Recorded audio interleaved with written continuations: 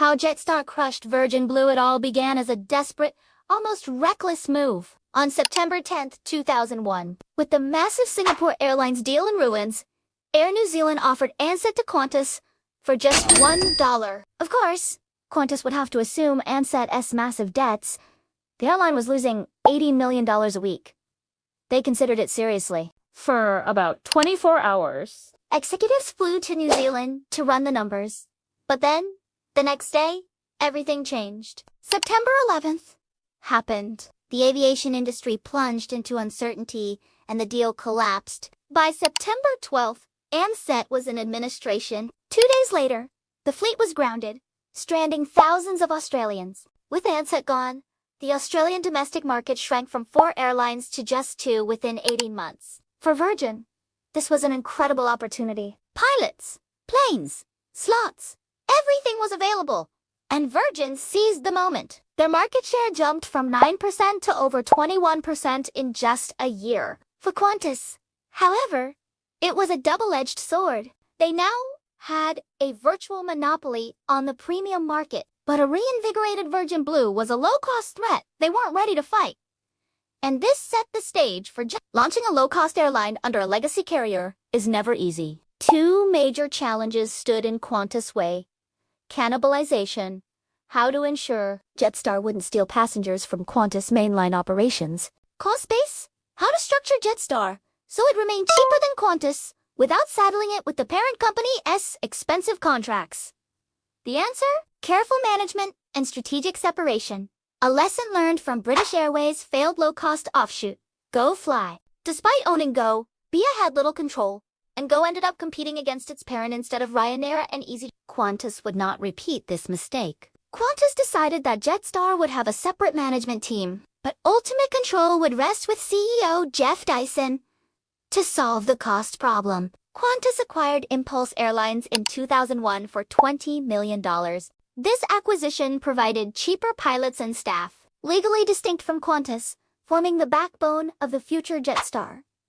In July 2003, Alan Joyce was appointed to lead Jetstar. At just 37, Joyce had experience in low-cost aviation from Ireland and a deep understanding of Qantas' route network. Within 3 months, plans were underway, and by December 2003, Jetstar was officially announced in Melbourne. The airline launched with 14 inherited 717s, later expanding with Niju, AR bases Sambeka Niju Bio, the choice of the A320 over Qantas. Boeing's 737 fleet was deliberate.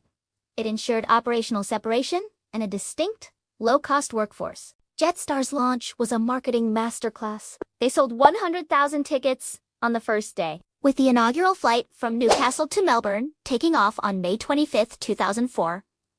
The airline's strategy was simple: compete with Virgin Blue on price-sensitive leisure routes while leaving the premium market to Qantas. Jetstar maintained its distinct brand: no free food, no free bags, no frills, a clear message that it was for budget travelers only. Careful route planning ensured minimal cannibalization. Jetstar flew secondary airports or off-peak hours, while major network planning remained centralized at Qantas. Alan Joyce's intimate knowledge of Qantas network allowed Jetstar to strategically compete without undermining the parent brands.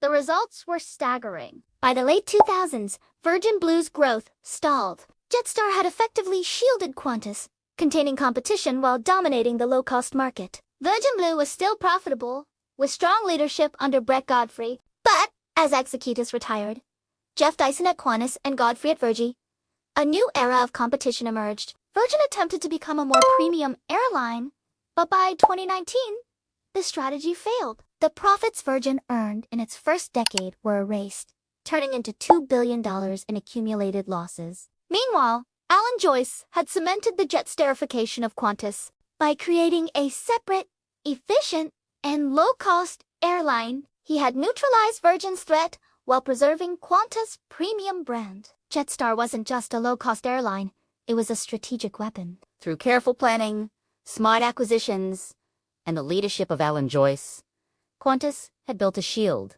against competition, controlling both ends of the market. And that's how Jetstar crushed Virgin Blue. If you enjoyed this deep dive into aviation strategy, hit like, subscribe, and leave a comment telling us your favorite airline rivalry story.